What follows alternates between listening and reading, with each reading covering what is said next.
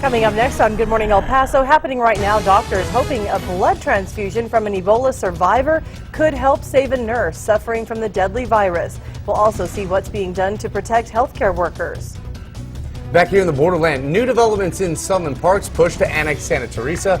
Some residents are taking a stand to stop that plan altogether. Plus, I tried everything I could to get her out, but there was a tree on top of her. Deadly storms rip across the nation, leaving at least 2 people dead, and it's not over yet. Millions are still in the path of these storms. Live, where news comes first. From the Mesilla Valley and Las Cruces to El Paso and the borderland. This is ABC7's Good Morning El Paso. good morning, everybody. Thanks so much for starting your day with us today. I'm Bob Harp. And I'm Hillary Floren. Good morning, everyone. We'll get to your storm track weather coming up in just a bit, but first, the latest on the Ebola situation. If you didn't hear, the focus is now on the crisis in Dallas with a nurse who contracted that virus, and she's now receiving blood from another Ebola survivor. We go now to ABC's Timon Bradley. He has the very latest. This morning, Nina Pham remains isolated in stable condition at a Dallas hospital after receiving a blood transfusion from Ebola survivor Dr. Kent Brantley. She's doing well. She's been treated very well, and she feels very comfortable. The 26-year-old nurse, the first person in the U.S. to contract Ebola, was among 70 healthcare workers who treated Thomas Eric Duncan before he died last week.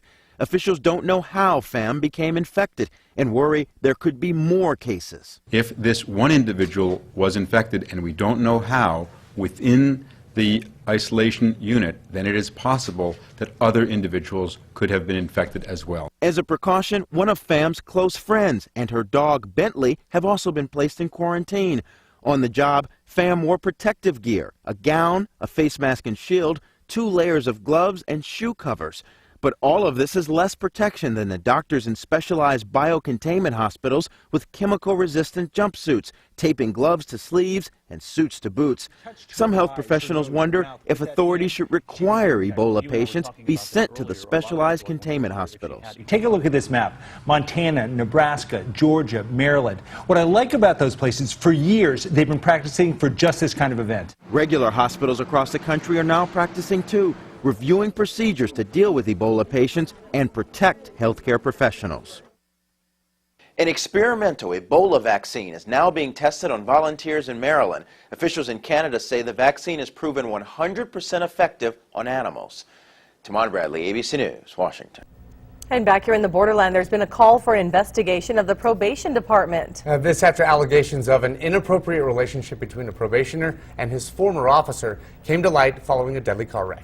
Well, police arrested David Zavala and charged him with intoxicated manslaughter last week after his passenger and former probation officer, Cynthia Mendoza, died after that crash.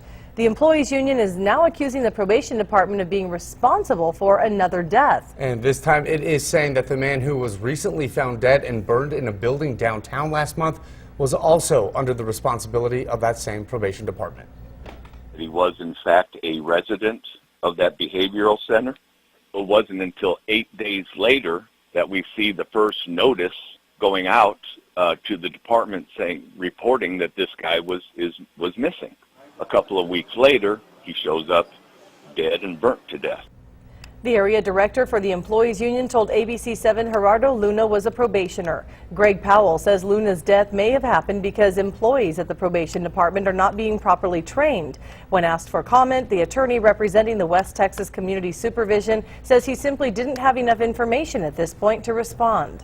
Well, and as of the initial allegation of an inappropriate relationship between a probationer and an officer, an attorney, Jerry Howard, said probation director Maggie Morales was notified of that back in February. That was February of this year and not May of last year. He also said that David Zavala was no longer a probationer at the time of the crash and added, quote, "We can't tell our employees who they can and can't see." To storm track weather right now, at least 2 people are dead this morning after severe weather pummeled parts of the country. 1 man was killed when his home was completely leveled by a tornado. This is video of that damage. We'll have more on that and where it struck in just a little bit. Now let's talk about our forecast now. Pretty plain after looking at all the different things that are happening around the nation. Crystal, we have some pretty cool temperatures too, don't we?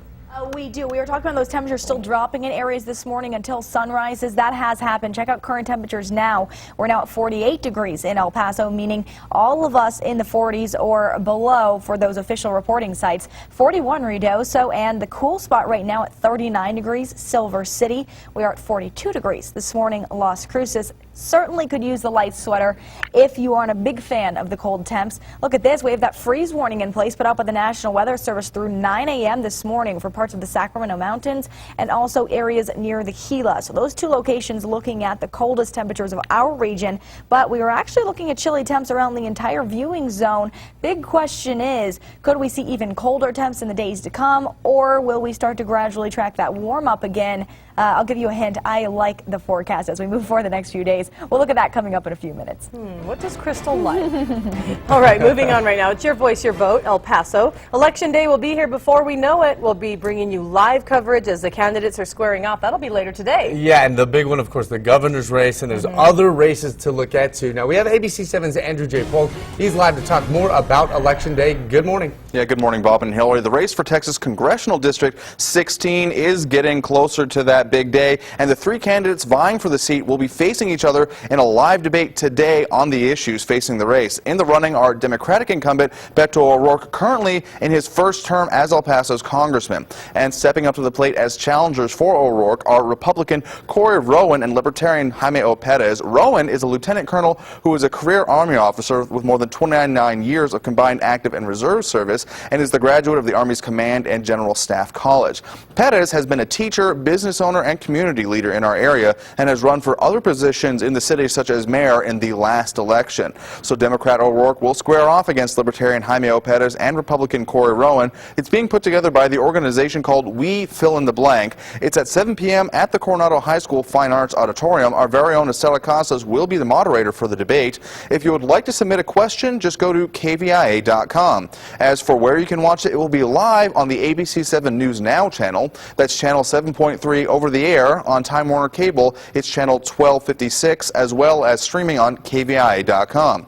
So to learn more about the candidates and submit your questions ahead of tonight's debate, we have more information on our website, KVIA.com. Bob and Hillary? All right. Thanks so much, Andrew.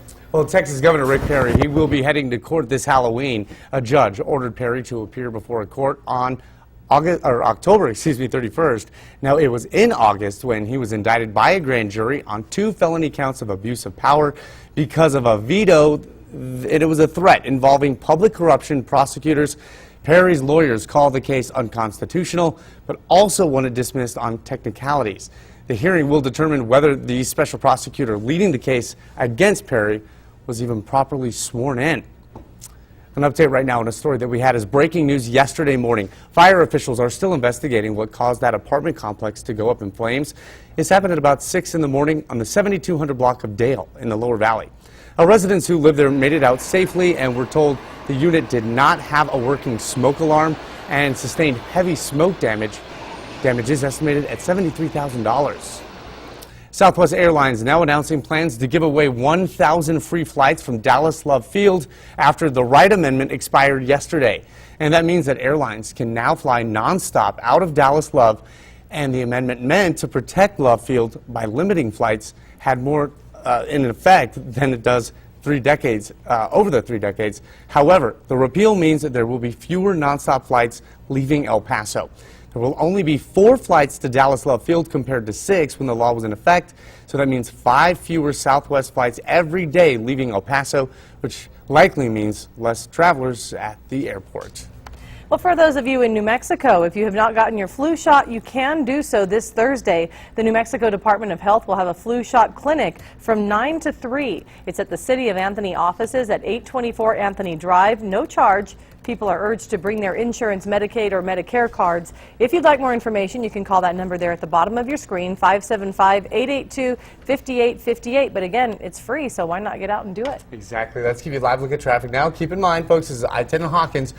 There has been a lot of construction going on lately in east and westbound directions of I-10. It looks like the crews are starting to roll those trucks along, getting them out of the way. 6 o'clock has been about the average time that TxDOT wants to clear any construction before the freeway gets to be a little crazy out there. Not too bad. Well, the Ebola virus is what we've been talking about this morning. It's affecting the way that we screen people at our airports now, as well as procedures at the hospitals. But could Ebola now be affecting the chocolate supply? Why the price of chocolate could skyrocket? It's all because of the virus. And it was a tough night for the contestants of Dancing with the Stars. Not one perfect score. A recap up ahead in case you missed the show last night. And it may have been a tough night for those dancers, but could they well be in, or what could we be in store for tonight, I should say? Crystal's tracking those cooler temps. We are tracking the cooler temps, but I do have some good news if you're not a fan of the cold temperatures. We'll see a warm up in the days to come. We're going to track that after your break.